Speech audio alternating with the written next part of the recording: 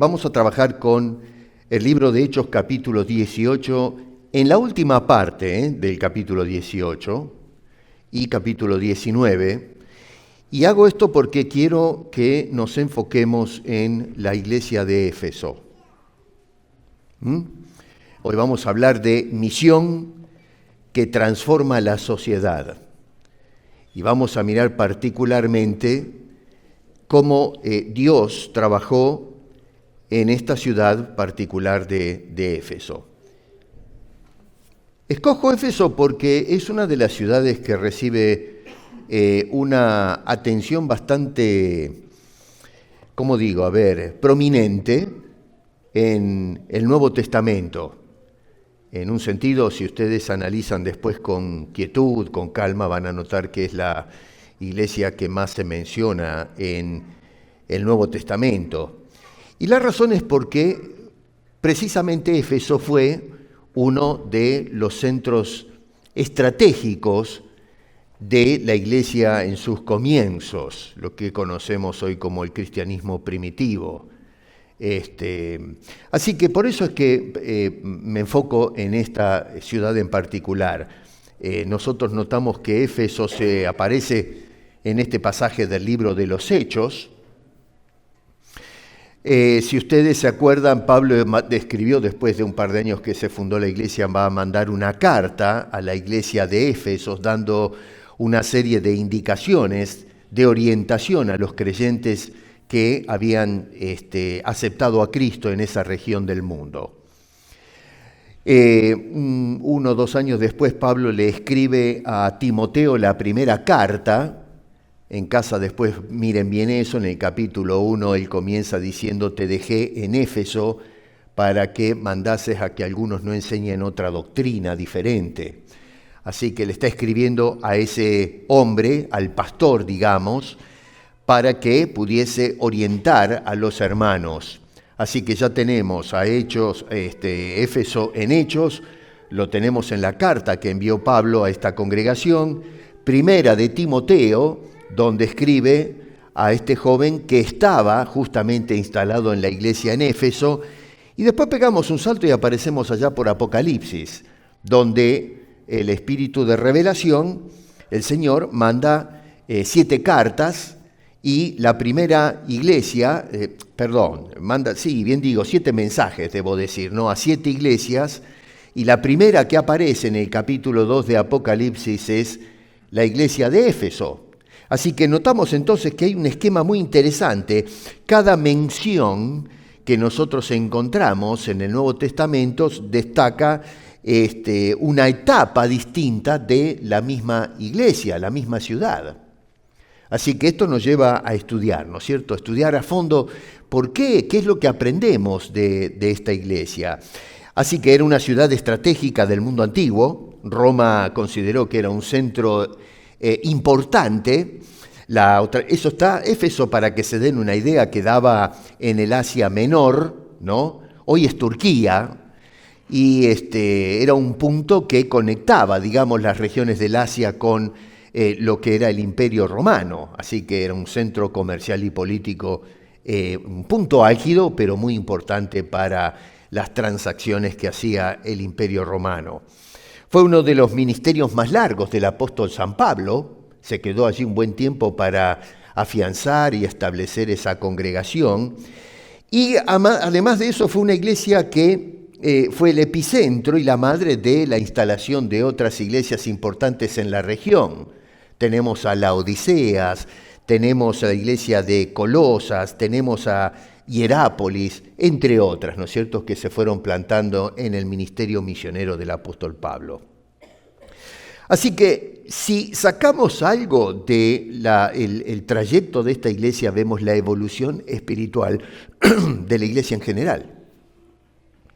Es decir, observamos, y por alguna razón la inspiración se enfoca especialmente en Éfeso, observamos cómo la iglesia se va comportando a través del tiempo. Nosotros vemos a través del Nuevo Testamento, en el ejemplo de Éfeso, por ejemplo, una iglesia en nacimiento, como sea lo que vemos acá en Hechos capítulo 18 y 19 que ahora vamos a analizar un poco. Vemos la iglesia creciendo, la carta de Pablo a los Efesios, vemos la carta a Timoteo, la iglesia luchando, especialmente por las amenazas de falsos maestros que se han metido dentro de la iglesia y comienzan a minar los fundamentos doctrinales.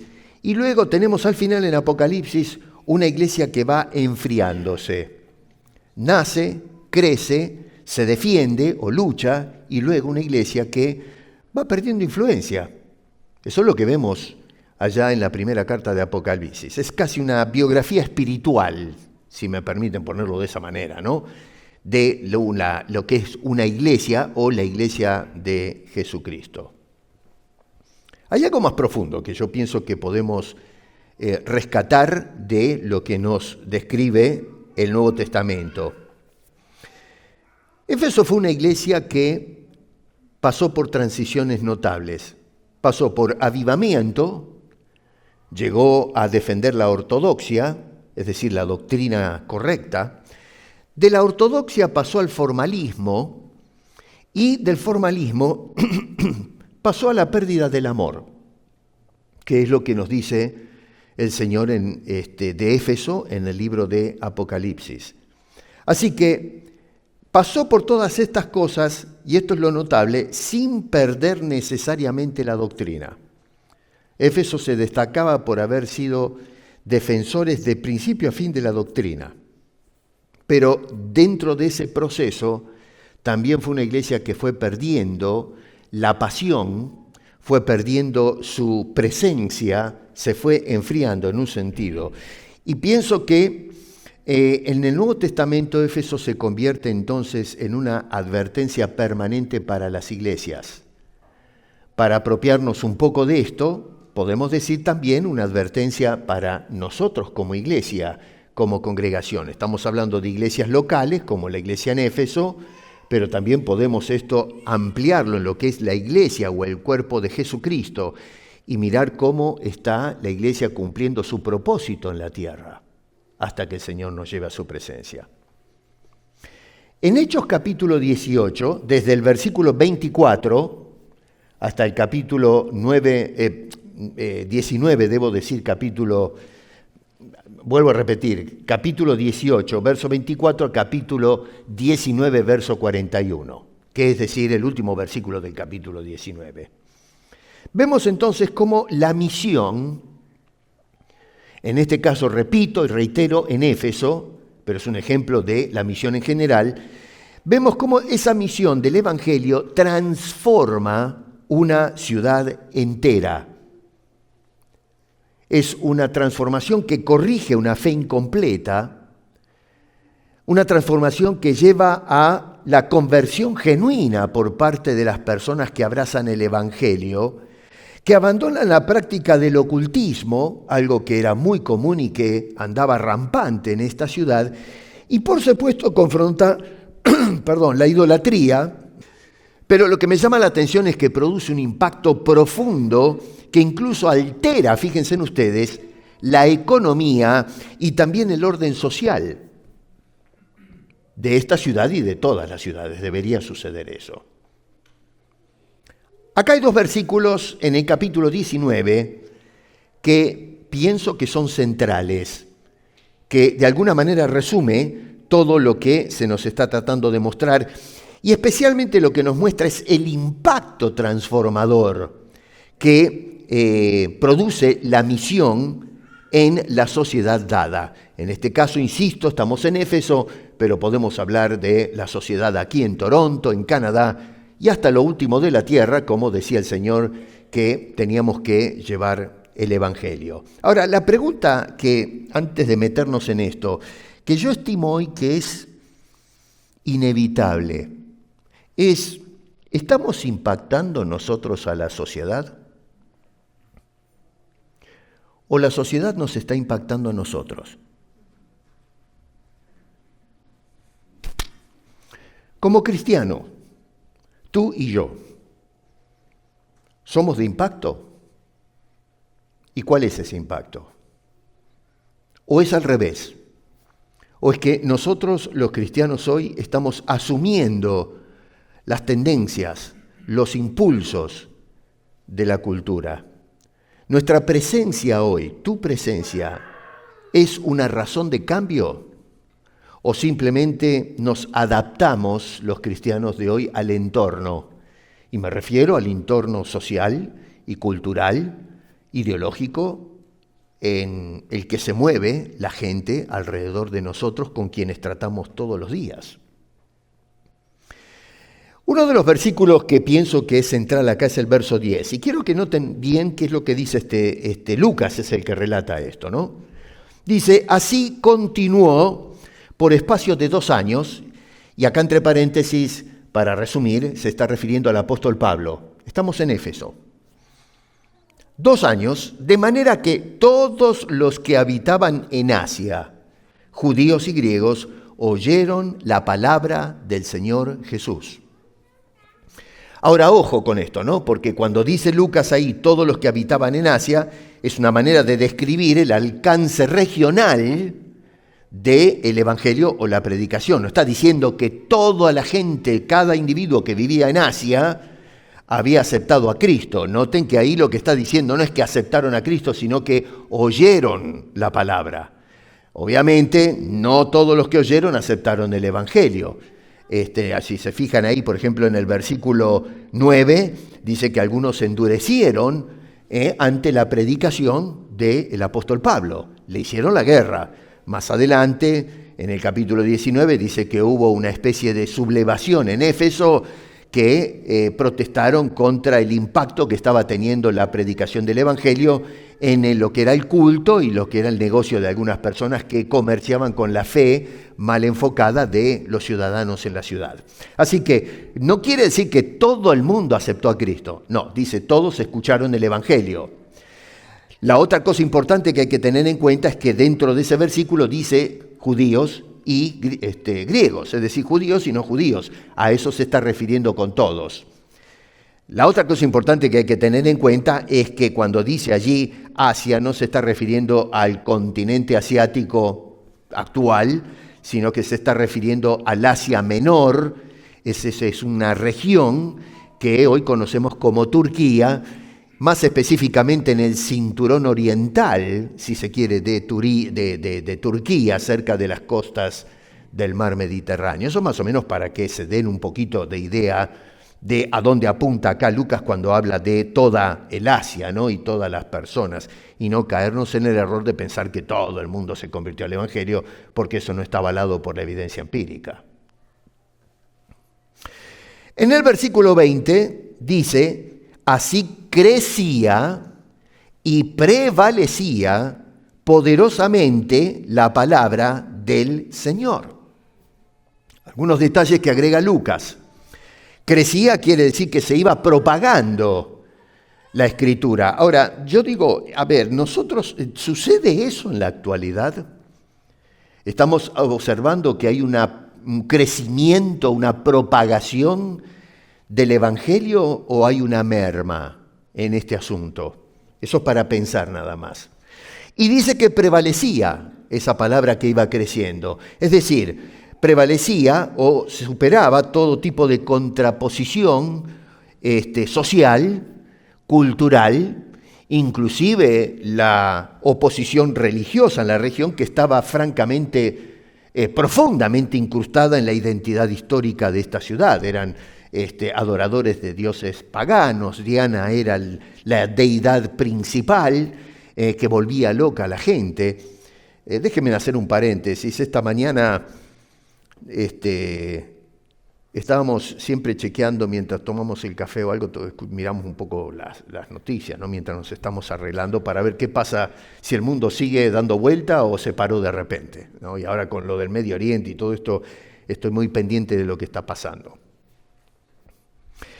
Y me llamó la atención que en un país de Latinoamérica, no voy a mencionar qué país, pero están haciendo una marcha contra un santo, creo que se llama San Expéndito, si no me sale mal el nombre, ¿no? Por ahí ustedes lo han escuchado.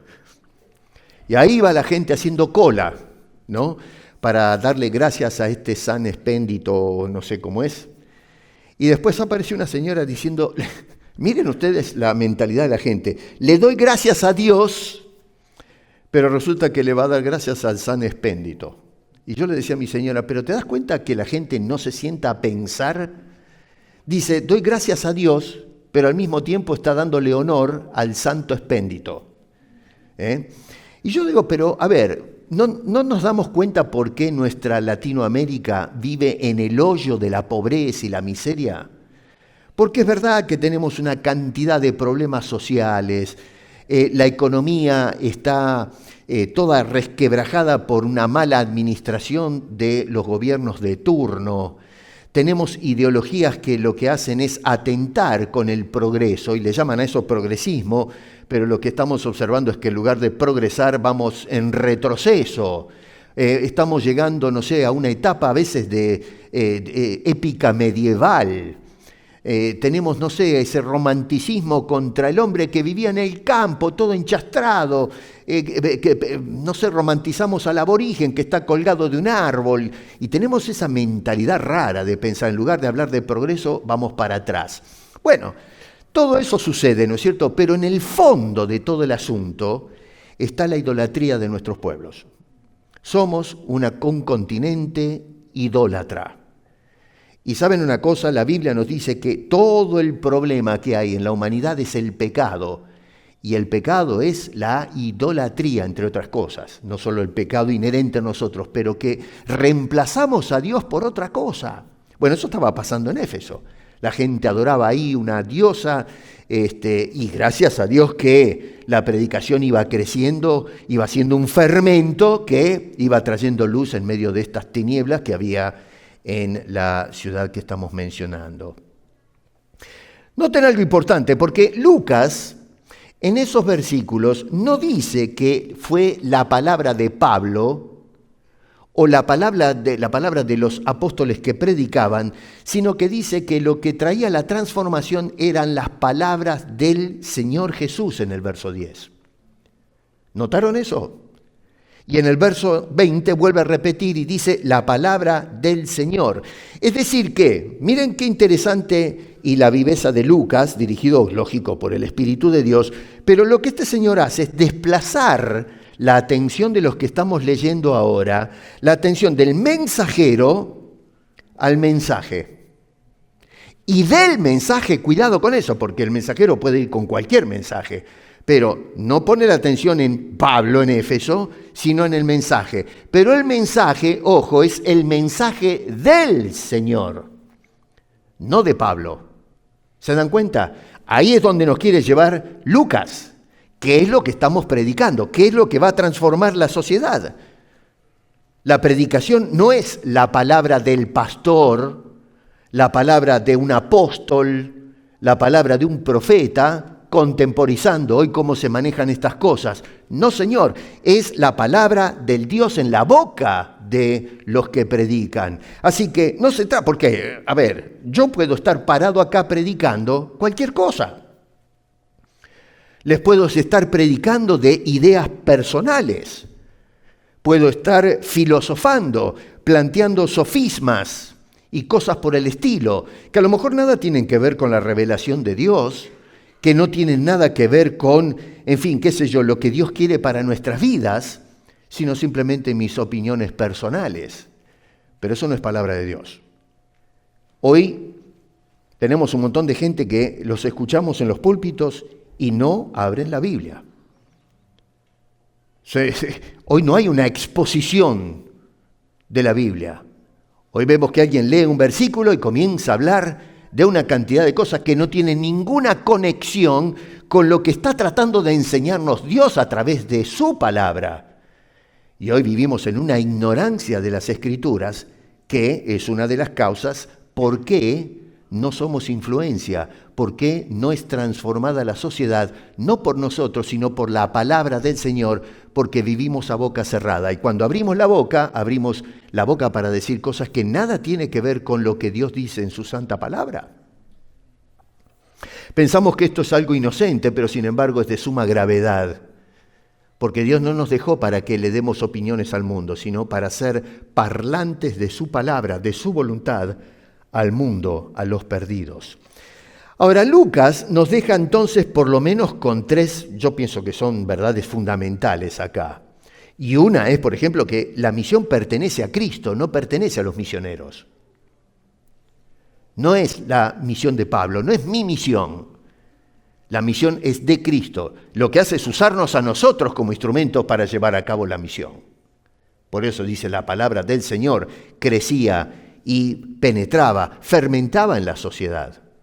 La otra cosa es que la autoridad del mensaje entonces no está en el carisma o no sé, qué sé yo, la habilidad de oratoria del predicador. Es en el poder del Señor y su palabra. Y en un sentido el crecimiento que vemos acá en Éfeso, y lo mismo sucede a través de la historia con la iglesia, es un crecimiento, qué sé yo, de tipo orgánico, no algo artificial. A ver, Lucas usa términos como crecía, prevalecía, se difundía, como si tuviese propia vida la misión en aquellos días. Entonces nos damos cuenta que no es la misión de la iglesia la que transforma la sociedad. Es la palabra del Señor que se transmite a través de la iglesia como un instrumento de comunicación lo que va a lograr ese impacto. Nosotros hoy miramos la condición en que está el mundo. Ahora estaba compartiendo con Gloria, no sé si ustedes están siguiendo lo que pasa con el tema de la inteligencia artificial. Yo a veces utilizo ahora esa herramienta, acelera muchas veces los procesos, es una herramienta útil si se usa bien. A veces le digo a algunas personas, úsela, pero tengan mucho cuidado, ¿no? A mí me enseñó mi cuñado a manejar este aparato, o esta cosa, ¿no?, que se salió ahora, cómo aprendimos a usar el Internet, que en su momento causó espanto, pánico, cuando... Lo mismo pasó con la revolución industrial, ¿no? Cuando empezó la máquina a vapor, la industrialización, la gente que vivía del campo y se empezó a mover hacia las ciudades centrales donde estaban las grandes factorías, bueno, era un escándalo, es el fin del mundo. Y bueno, acá estamos, ¿no? Y así cada vez que aparece un invento, una cosa nueva, la gente se asusta porque es lo nuevo, lo extraño, y así pasó con muchas cosas y hoy la inteligencia artificial es el tema del momento. Sí me preocupa, acá voy a ser un poco personal en esto, porque resulta que ya la inteligencia artificial, y yo no entiendo nada de esto, simplemente hago usufructo de la tecnología cuando puedo y de una forma muy humilde, muy superficial, ¿no? Porque no soy bueno tampoco con las máquinas estas. Pero bueno, el temor es que las máquinas estas o la inteligencia tome control de los sistemas. Y algunos expertos están indicando que se les está yendo de la mano. Le decía a Gloria, y ojo, no tomen esto como dogma o profecía, ojo, ¿no? Vamos a tener mucho cuidado porque la gente se prende diciendo el pastor tiene esta línea. No, esto es una reflexión personal.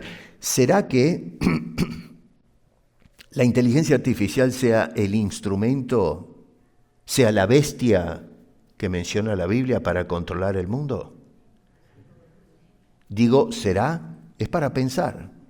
No digo que sea así porque nadie sabe cómo es esta cosa, ¿no? Pero me llama la atención que estamos llegando a un punto en que la tecnología que tenemos hoy de punta, si pensamos un poco, ya, si no es usada por el enemigo, a lo menos ya tenemos tecnología que es posible que sea el preámbulo de lo que viene por delante. Dicen que, por ejemplo, esta tecnología puede... no sé, de alguna manera activar los silos nucleares donde están los misiles y empezar a disparar y que, en fin, qué sé yo, imagínense que se disparen estas cosas y vuela todo por el aire, ¿no es cierto? No lo sé, pero nos encontramos con todas estas noticias y con el desbarajuste social, el desenfreno moral que hay en la sociedad. Yo veo, por ejemplo, cómo la gente se viste, cómo se comportan, y decimos, pero ¿hay principios morales en la sociedad de hoy? las incongruencias cuando se hablan. Hace poco estuvo el famoso Oscar, este premio que le dan a los artistas y las películas acá en Estados Unidos, y escuchaba a la gente en algunos discursos unos clips, porque no me gusta mirar el Oscar, no me interesa para nada, pero a veces escucho en los clips que ponen de 5 minutos a ver qué pasó, y escuchaba algunos de los mensajes cómo despotrican contra Estados Unidos y la sociedad. Y resulta que la gente se va, a lo mejor de Europa se toma un avión y se van a Estados Unidos a que le den la estatuita de oro. O sea que yo digo de todo ahí adelante contra Estados Unidos, pero te fuiste a Estados Unidos a que te den la estatuita de oro. No solamente eso, pero filmaste la película en Estados Unidos que te pagó la plata, los millones.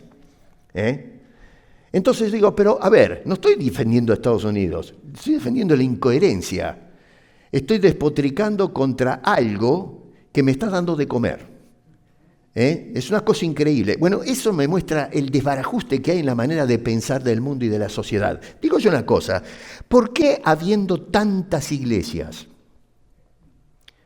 y habiendo tantos cristianos?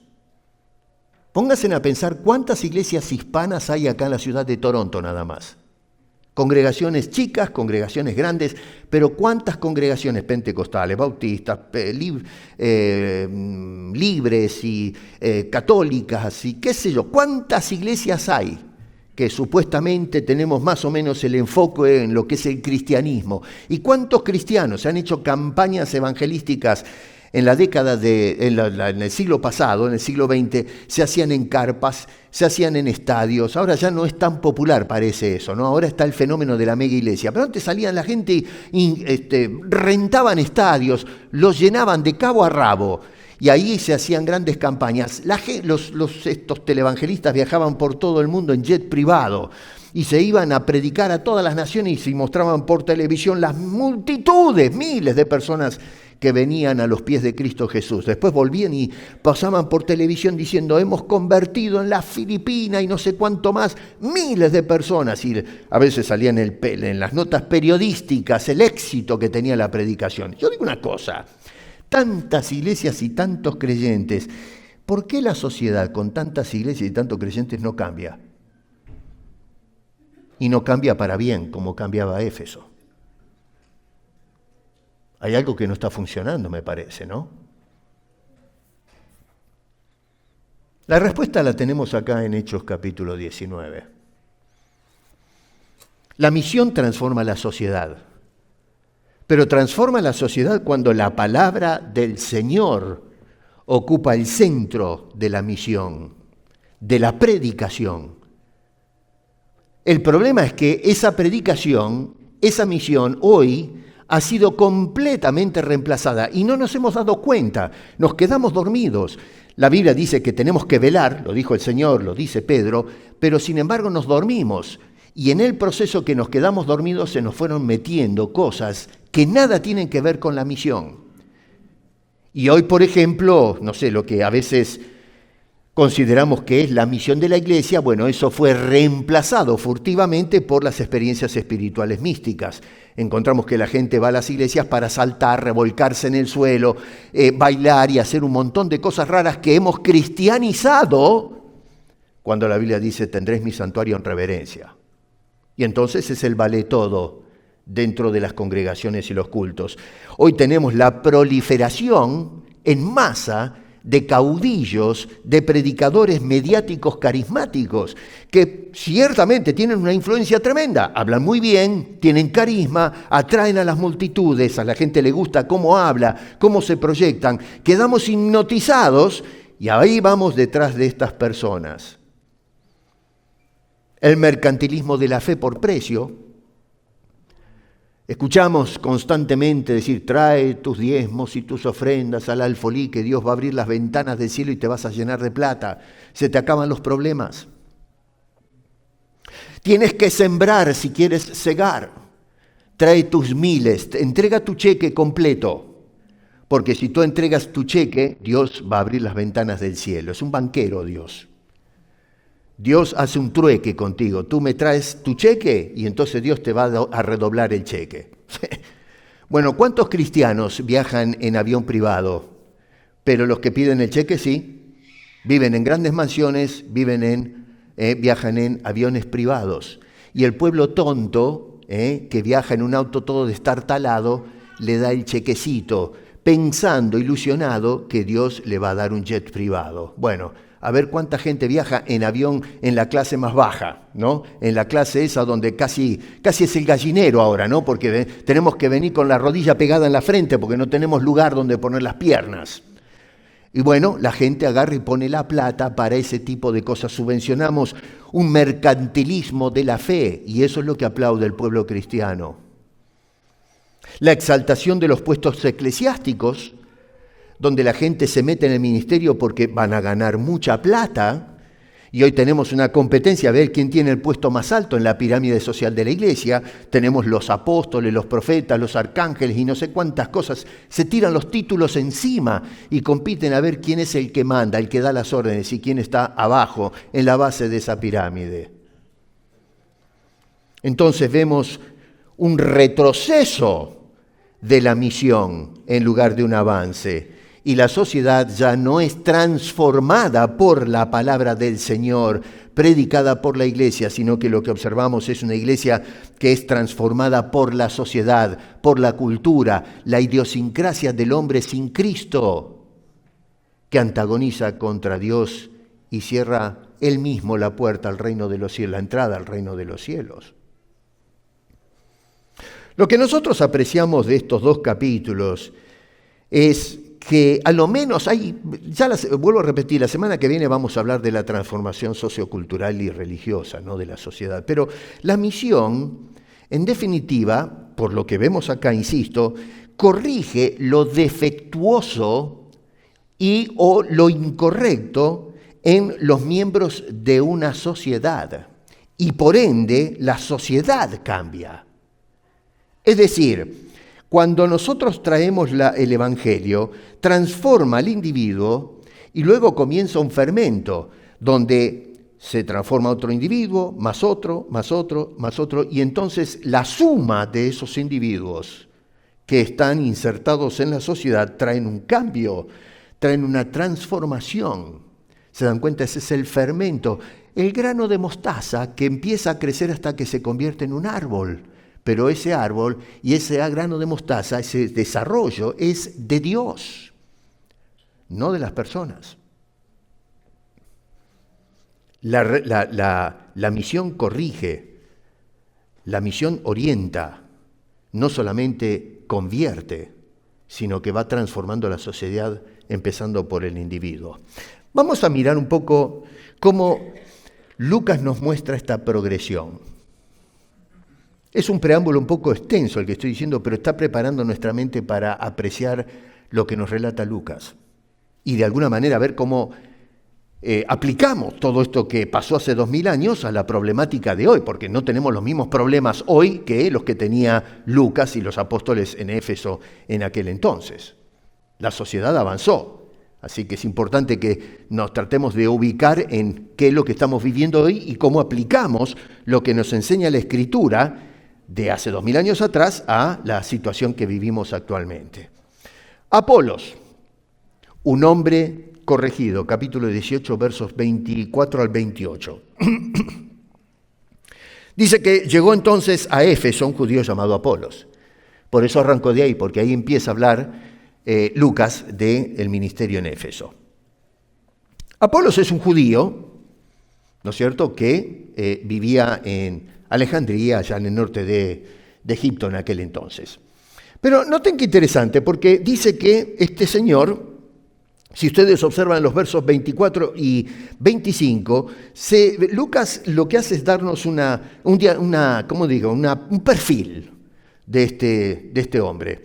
Y dice que era un hombre elocuente, hablaba pero muy bien, tenía una facilidad, una retórica muy importante, un hombre que tenía, no sé, a su alcance la dicción, las palabras. Hay personas que tienen una facilidad para expresarse y hacerlo de una manera muy, muy artística en su discurso. Luego dice que era poderoso en las Escrituras. Es decir, era un hombre competente. Todavía no está el Nuevo Testamento, pero se hablaba del Antiguo Testamento y era un hombre versado, conocía las Escrituras, sin duda que se puso a estudiarlas, así que ahora tiene una habilidad y entonces predica con una autoridad tremenda. La gente se quedaba pasmado escuchando a este muchacho. Y la otra cosa es que dice que era ferviente, una persona que predicaba con pasión. No era simplemente uno que recitaba el libreto, sino que lo hacía con convicción. La forma en que él hablaba con las personas los contagiaba, los sacudía, los sacaba de su silla a los que lo escuchaban. Y dice que enseñaba diligentemente. Una persona que tenía aplicación, una persona que tenía mucho cuidado qué es lo que decía y cómo lo iba a decir. En el verso 25, en la primera parte, dice, había sido instruido en el camino del Señor. O sea que quien quiera que lo instruyó, lo encaminó bien. Así que iba fenómeno en el camino del Señor. Así que este es el pastor que hoy consideraríamos que tiene que estar en el púlpito. Esa es la persona que queremos. Y yo estoy de acuerdo, está bárbaro. ¿No es cierto? Necesitamos pastores que tengan esa dinámica. A mí me gustaría ser como Apolos. No lo soy, voy a ser honesto, pero Apolos era un caso serio. Era un fenómeno como expositor, pero tenía un problema. Y el problema es que aparentemente, aunque la audiencia no lo notaba, había un problema. Y es que este señor conocía las cosas de Dios hasta el bautismo de Juan el Bautista. Lo dice en el verso 25, aunque solamente conocía el bautismo de Juan. Nadie se daba cuenta de eso. Todo el mundo escuchaba a Apolos y decían, este hombre realmente sí que predica el camino del Señor. Y de toda la gente que lo escuchaba, solamente una pareja, 2 personas, tomaron nota de eso, se dieron cuenta. ¿Por qué? Obviamente estaban ellos bien orientados en el camino del Señor, tenían todo el discurso completo, Apolos no, y notaron esa situación. Y me gusta, ¿no? Porque dice allí que, Lucas nos cuenta esto, dice que el Apolos era un hombre que tenía una habilidad tremenda, pero le faltaba un poco más. Es decir, que su creencia era incompleta. No que estaba mal lo que enseñaba, pero estaba incompleta y por lo tanto la conclusión era imprecisa. En el verso 26 otra vez dice que aparece esta Lucas, Lucas es el que dice esto, esta pareja, me refiero, que se llama, es lindo esto porque la Escritura, los retrató para la historia, ¿no? Para la posteridad. Podría haber dicho una pareja de entre todos, pero puso el nombre, Priscila y Aquila, que corrigieron la teología defectuosa, la conclusión de Apolos.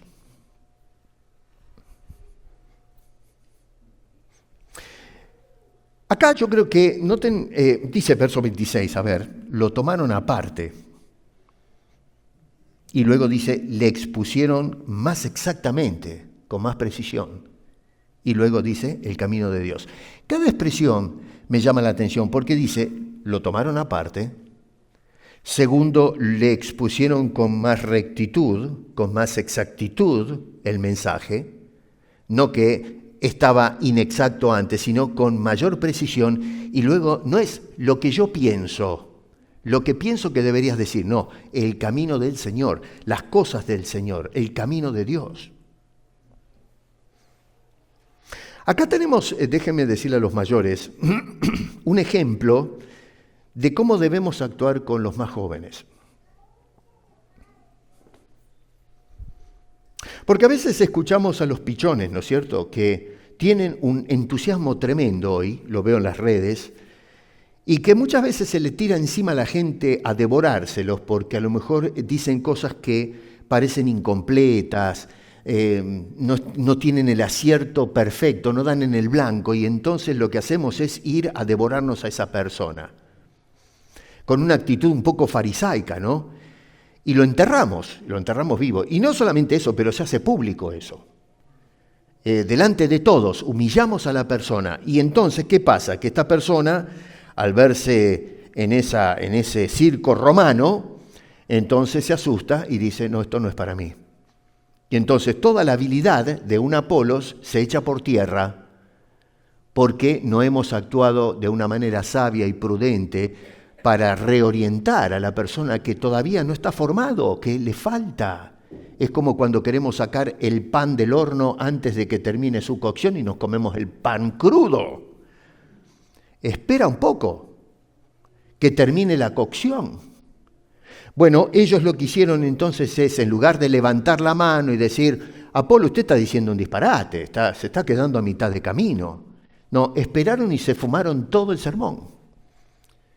Y entonces, en lugar de decirle a Apolo, mirá, che, no seas bruto, mirá que te falta, déjame que te enseñe cómo es la cosa. No, dice que lo agarraron aparte y le ajustaron las arandelas que estaban flojas. Qué lindo ejemplo, qué pareja.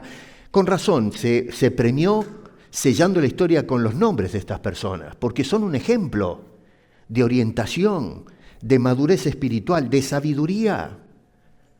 Parte del por qué la misión no funciona es porque lo que hacemos es dilapidar a aquellos que Dios está preparando. En lugar de ayudarles los mayores, los más maduros, los que tienen a lo mejor conocimiento, de ayudarle a formar a esta persona para que cuando termine la labor, entonces puedan ser Apolos. Apolos no era un incrédulo, era un creyente sincero, pero incompleto, le faltaba formación. Parte del por qué la Iglesia en nuestro tiempo no logra resultados favorables porque hay una cantidad enorme de Apolos bien intencionados, pero que están predicando un evangelio deficiente, un evangelio incompleto. Hay muchos jóvenes hoy que ciertamente tienen la capacidad para poder predicar, pero no les estamos ayudando. No estamos, los que tal vez piensan que saben un poco más, de ver qué aporte puedo hacer para que esa persona pueda llegar a ser útil para el Señor.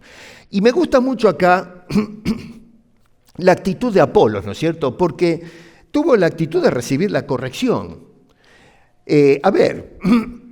Lo agarra Priscila y Aquila, y miren qué interesante, porque el hecho de que se ponga Priscila primero ya es notorio, porque va a contramano de las costumbres de la época, donde la mujer era un ciudadano de segunda, Entonces, usualmente en la cultura judía, incluso griega también, se hubiese dicho, ¿cómo era el amor? Se me fue el nombre, Aquila y Priscila.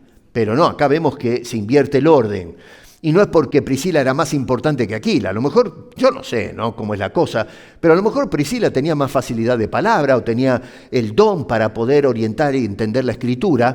Y Aquila no es que no es un líder o no tiene carácter, sino que como líder dice, mi mujer habla mejor que yo, así que yo la mando para adelante, que se encargue ella porque yo puedo meter la pata. Miren, en mi casa, yo con los números soy un desastre, ¿no? No puedo sumar 2 más 2, soy un caso serio, ¿no?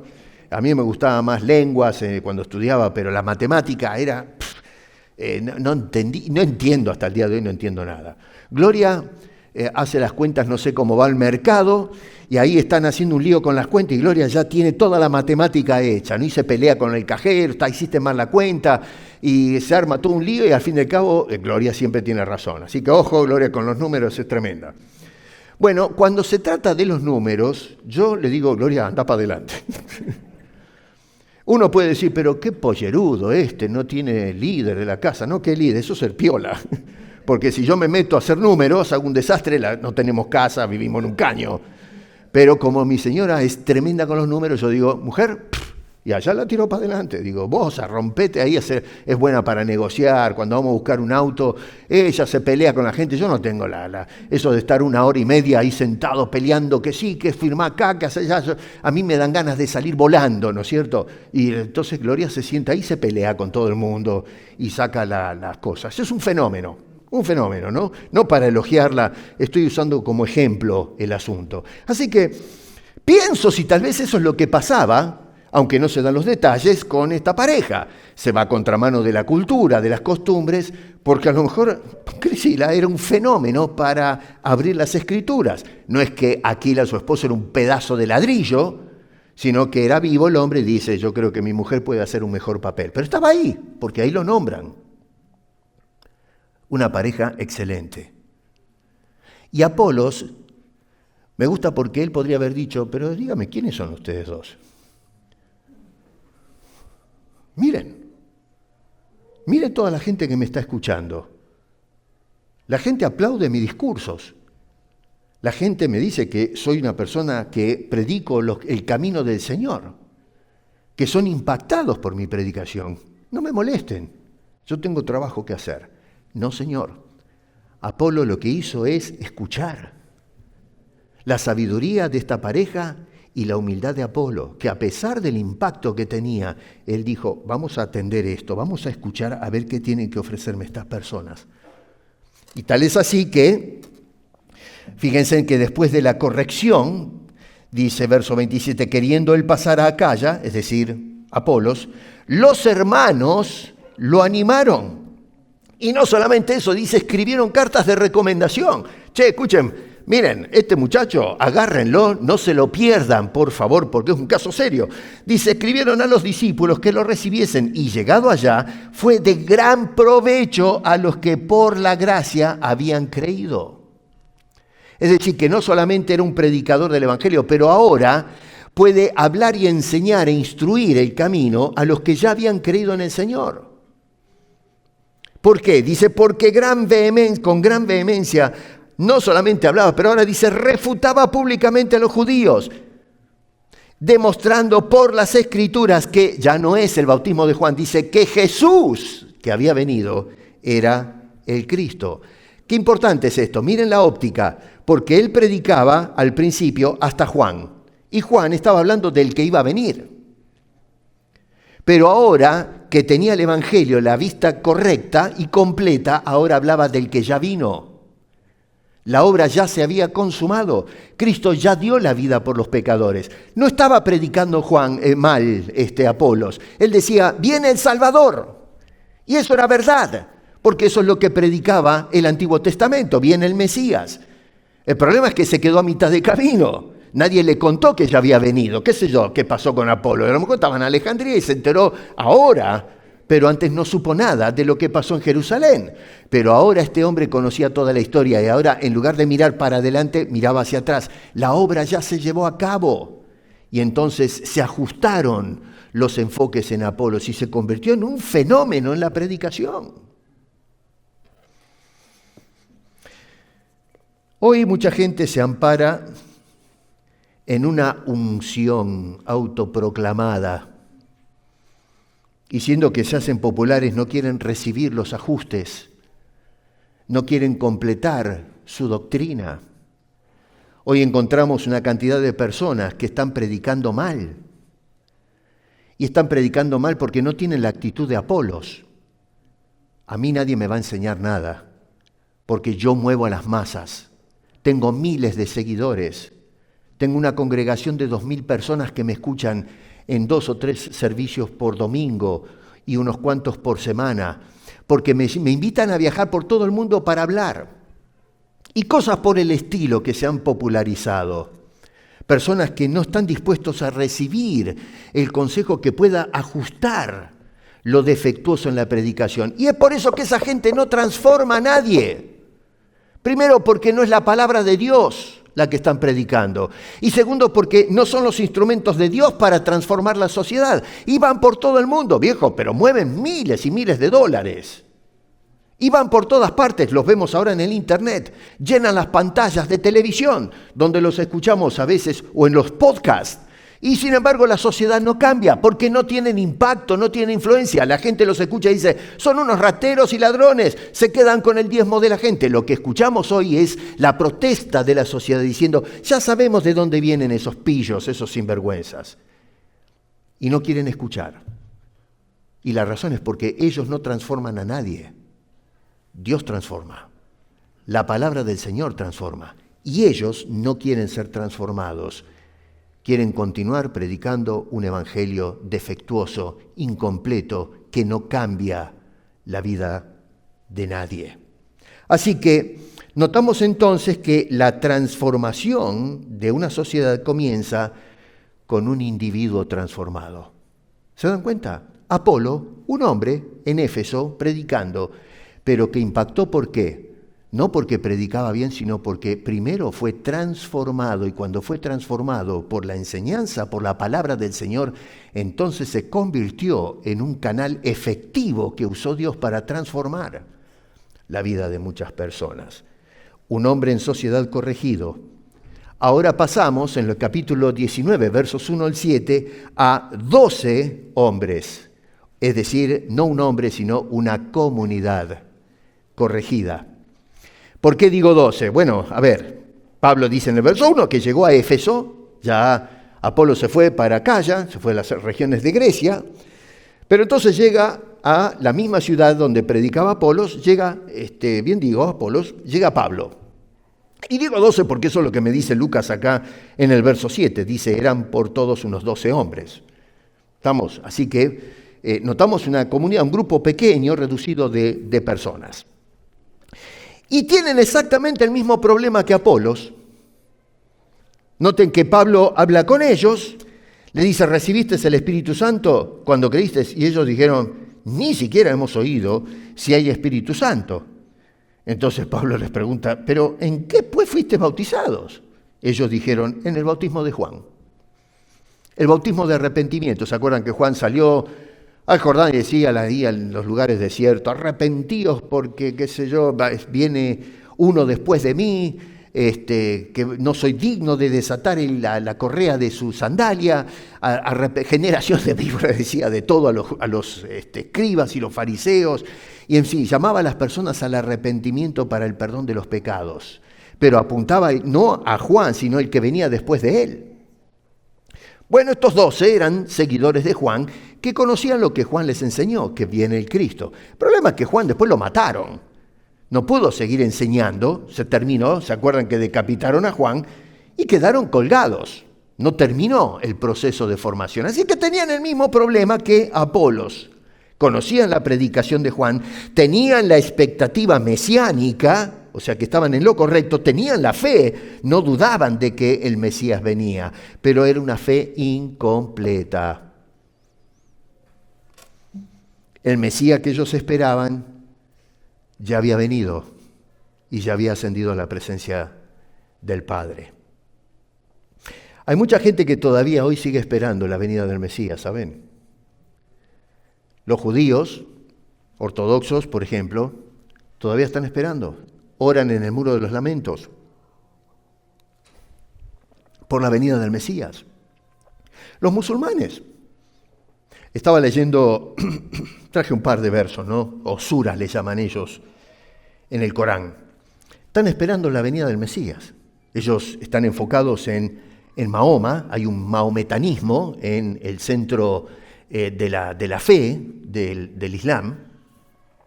Es el profeta cumbre, digamos, pero están esperando ahora la venida de el Jesús. Dice en el versículo, ellos le llaman aleyas a los versículos, qué sé yo, ¿no? Pero dice versículo 45 de la Sura 3 o capítulo 3. Dice, Alá te da la buena noticia de una palabra procedente de Él, es decir, de Alá. Su nombre será el Mesías, Jesús, hijo de María, distinguido en esta vida y en la otra y de los cercanos a Dios. Está sacado del Corán. La leya o el capítulo, la Sura 4, déjenme ponerlo como capítulo, porque nosotros esos términos, capítulo 4, verso 157, no sé, ustedes si tienen el Corán y después quieren chequear. Les digo para que vean que tengo la base, ¿no?, del texto. El 57 al 59 dice, no lo mataron ni lo crucificaron, sino que Alá lo elevó hacia sí y todos los del libro creerán en él antes de su muerte. Así que quiero que, ¿por qué cito esto? ¿No? Es para darles referencias de que hay gente que todavía en el mundo de la religión popular, todavía están esperando al Mesías. No es lo mismo que Juan el Bautista, lo que predicó Juan, pero Juan, si hay algo similar, es que esperan o esperaban todavía la venida del Mesías. Y parece mentira, pero todavía hoy hay gente que está esperando la venida del Mesías. ¡Ya vino! Viene por segunda vez, pero ya vino. Ya la obra la llevó a cabo el Señor. Ahora, en el verso 5... dice, cuando creyeron esto, fueron bautizados, pero ya no en el bautismo de Juan. Ahora fueron bautizados en el nombre del Señor Jesús. Y verso 6 dice, vino sobre ellos entonces al fin el Espíritu Santo. Entonces, ¿qué vemos que tomó lugar acá? La misión no solamente convierte, sino que también corrige. Nosotros mandamos misioneros para convertir gente. Pero la misión tiene que corregir lo que está defectuoso, lo que está incompleto. Porque justamente de los que ya creen, pero creen en una forma defectuosa, vamos a formar la generación que luego va a ir por todas partes a predicar el Evangelio. Y saben una cosa, hoy estamos mandando gente defectuosa a hacer misión. Y entonces tenemos una misión defectuosa, con creyentes defectuosos, una fe defectuosa. Y esa fe no transforma la sociedad. Deja y abandona la sociedad que siga haciendo lo mismo. Ahora, el verso 6, cuidado con esto porque ha sido bastante mal interpretado en la actualidad, ¿no? Porque, se habla de estos hombres recibiendo el don de lenguas y profecía. ¿Lo ven eso? En el verso 6. Déjenme aclarar algo acá, porque en ciertos círculos evangélicos se ha sobreenfatizado el tema del don de lenguas, que es una especie de tarareo que hoy es un disparate colosal, porque a mí, disculpe, no quiero ofender a mis queridos hermanos pentecostales, pero ustedes escuchan hoy día los videos en YouTube y nos están tomando el pelo. Nos están tomando el pelo. Se sube una señora diciendo tarratataratataratata. Y uno dice, pero escúchame, ¿me viste cara de idiota? ¿Me vas a decir que eso es un lenguaje real y nos creemos ese disparate? Y luego tienen seminarios de hablar en lenguas, o sea que ya no es un don, tenemos que ir a estudiar el lenguaje. Si hay que estudiar el lenguaje no es un don, mi querido, pero somos tontos. Nos hemos convertido en pedazos de ladrillo que no razonan, no piensan. Nosotros tenemos un cristianismo desinformado que va para cualquier lado. Y agarramos entre otros pasajes, para justificar que ciertamente existe el don de lengua, porque estos creyentes, cuando Pablo les habló y los bautizó, comenzaron a hablar en lenguas. Bueno, déjenme decirles una cosa. La palabra esas lenguas que aparece en ese versículo no es ese tarareo que escuchamos hoy en ciertos círculos evangélicos. Sáquense, por favor, eso de la cabeza. No dejen embaucarse más con esta tontería. Y perdonen que sea fuerte, pero tenemos que parar y terminar con este robo, este asalto de la sinceridad de la gente. La palabra lenguas, que es glosais en plural, glosais, no lenguas, sino lenguas, está en plural. El singular es glosa, pero en este caso es glosais, es un montón de lenguas. Y a través del Nuevo Testamento, jamás, de los jamases, la palabra glosa, en este caso glosais, en plural glosais, no es ese lenguaje estático, sin sentido, no, es un lenguaje humano, racional, inteligible. Que a lo mejor no entendemos el lenguaje, yo no hablo coreano, mi esposa habla coreano, yo no entiendo un pito de coreano, ¿no es cierto? No es mi lengua. Pero no quiere decir de que no es una lengua real, inteligible, que se puede estudiar, que podemos hablar y podemos hacernos entender. Yo no la entiendo porque no conozco el idioma, pero es un lenguaje real. Bueno, eso significa la palabra lenguas en este caso. Nunca en la Biblia aparece la palabra lenguas para hacer referencia a sonidos extáticos y balbuceos sin sentido como lo que vemos hoy en las experiencias de algunos grupos. Pablo en Primera de Corintios, para no salirme mucho del tema, en el capítulo 14 dice, ningún idioma carece de significado, ninguno. Pero ¿cómo puede ser que hoy nos hablan de lenguas celestiales sin significado? No tiene ninguna métrica, ningún sentido. Ya una vez se acuerdan que les hice todo un estudio a fondo de lo que es lenguas y cómo un lenguaje tiene que tener ciertas métricas, fonéticas, tiene que haber un trabajo de sonidos que o llamamos vocales y consonantes para hacer sentido las ideas. Pero lo que escuchamos hoy me va a decir usted que cuando una persona dice raja, taca, taca, taca, tarararata, ¿eso es lenguaje? Vamos, señores, pero por favor, tenemos que dejarnos de tonterías. Y la gente dice, sí, no, habla en lenguas. Y repite lo mismo, ni sabe lo que está diciendo, ¿no? Porque la verdad no sabe lo que dicen, pero la gente está convencida que porque hizo el racataca esa matraca, bueno, eso es un lenguaje celestial. Imagínense que vayamos todos al cielo a hablar de esa manera. Pero insulta al mismo Dios esto, es una tomada de pelo. Bueno, ahí tenemos la evidencia, ¿no es cierto? Pablo dice que ningún lenguaje carece de significado. Así que acá cuando se habla de lengua no es un lenguaje sin sentido, sin lógica, eran palabras con contenido. Y no solamente eso, pero Lucas además, si prestamos atención, une ambas acciones. Dice que hablan en lenguas y profetizan. No dice, hablaron en lenguas y, coma, y le metemos una coma. Además, entre paréntesis, profetizaban.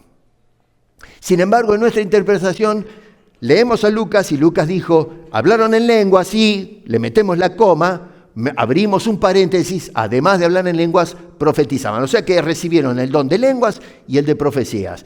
No, señor, la conjunción y, kai en griego, dice, hablaron en lenguas y hablaron en idiomas humanos y comenzaron a profetizar.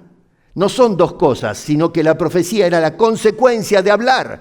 Cuando abrían la boca ahora, lo que hacían era profetizar. ¿Qué quiere decir profetizar? Bueno, que si tú das vuelta a la esquina, cuidado porque hay un ladrillo suelto, te vas a torcer el tobillo. Así que mejor da la vuelta por el otro lado. Dentro de 2 meses vas a tener un ataque de seborrea. Se te va a caer el pelo. Y la gente, hoy gracias, el apóstol me dio una profecía. Pero señores, por favor, el apóstol Pablo define a qué se refiere en el Nuevo Testamento con profecía. No tiene nada que ver con lo que nosotros hoy creemos acerca de qué son las profecías. Pablo en el capítulo 14 decía, por ejemplo, en el verso 3, pero el que profetiza habla a los hombres, no a Dios, a los hombres. ¿Para qué? Dice, para edificación. Pablo lo dice, no te lo digo yo, hermano.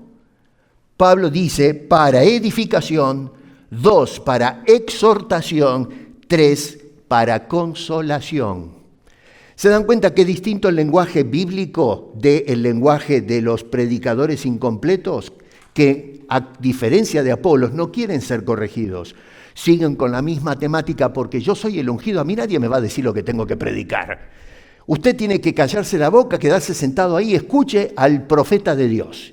Y el tipo nos tira cualquier cosa, hombre o mujer, ¿no? Porque hoy es de todo. Dentro de poco vamos a tener los therans, estos los que llevan la cola y las alas, porque hoy es de todo adentro de la iglesia también, se meten a predicar cualquier cosa. No, señor, ese es el trabajo de la profecía. Estos recibieron los idiomas para poder entonces predicar, exhortando, consolando, edificando a las iglesias. ¿Qué es lo que hizo Apolos cuando comenzó a predicar? ¿Te diste cuenta que cuando se habla de lenguas, algunos dicen el don de lengua es la señal de que fuiste salvo? ¿Cuánta gente habló en lenguas en Éfeso? Muéstramelo con las Escrituras. ¿Cuánta gente habló en lenguas en todo el libro de Hechos? En todas las iglesias.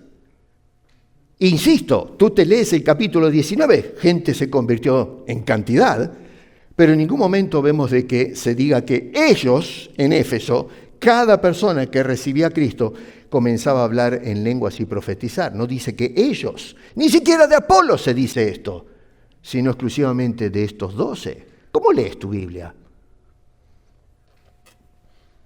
Solo 4 veces aparece en el libro de Hechos la aparición del don de lenguas. Dios se los dio a un grupo de judíos, capítulo 2, que fueron los apóstoles. Y otra vez la palabra glosais es, en plural, lenguas humanas. Y el mismo capítulo 2 te lo dice, que hablaban los medos, los elamitas, los partos, etcétera, eran lenguas humanas. Luego tenemos que un grupo de samaritanos hablaron en lenguas. Luego vemos que habló un grupito chiquito de gentiles, ¿no? Y ahora tenemos a este grupo, estos discípulos de Juan. Y cada vez que aparece en el libro de los Hechos, este grupo reducido de personas que recibieron el don de lenguas marca la inclusión de un nuevo grupo.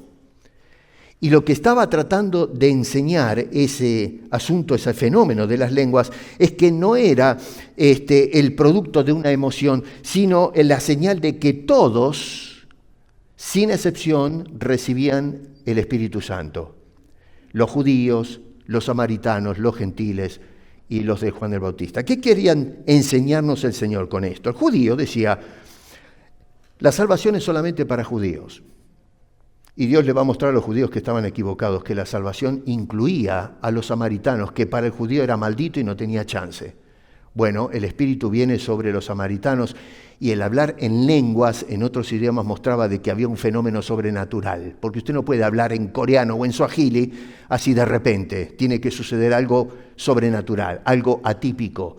Luego sucedió con los gentiles. Un judío ni por casualidad se imaginaba que un gentil podía ser miembro del pueblo de Dios. Bueno, Dios le da el Espíritu Santo y hablan en lenguas los gentiles. Y ahora, los que seguían a aquel que dijo, los judíos son, especialmente los escribas y fariseos, una generación de víboras, unos rateros, sinvergüenzas. Bueno, esa gente, los discípulos de Juan el Bautista, se van a ir todos al infierno. Bueno, ahora reciben los discípulos de Juan el don de lenguas para mostrar que ellos también están incluidos. Dios no hace acepción de personas, la salvación es para todos. Hermano querido, ¿qué sacamos de todo esto que les acabo de decir? Ya para ir en la recta final. La transformación de la sociedad no comienza afuera, comienza adentro, comienza con cada uno de nosotros. Aceptaste a Cristo, pero estás en el proceso de transformación porque Dios te transformó, de muerte a vida, pero no terminó la obra. Muchos tenemos un conocimiento incompleto y Dios quiere completar eso para que podamos ser de impacto en la sociedad. El problema es que hoy la iglesia tiene una misión desenfocada. Muchos hoy quieren cambiar la cultura, quieren cambiar la sociedad. Están empecinados en querer cambiar al mundo. Pero el texto acá nos está mostrando que la misión comienza corrigiendo, no cambiando. Corrigiendo, reajustando. Noten que comienza con corregir el predicador, en este caso Apolos, o representado por Apolos. Y todos los predicadores tenemos que estar dispuestos a ser constantemente corregidos. Me incluye a mí también. No hay ningún predicador que pueda decir, ya está, ya toqué el cielo con las manos, estoy en la cúspide. No, Señor. Todos tenemos que estar dispuestos a ese cambio.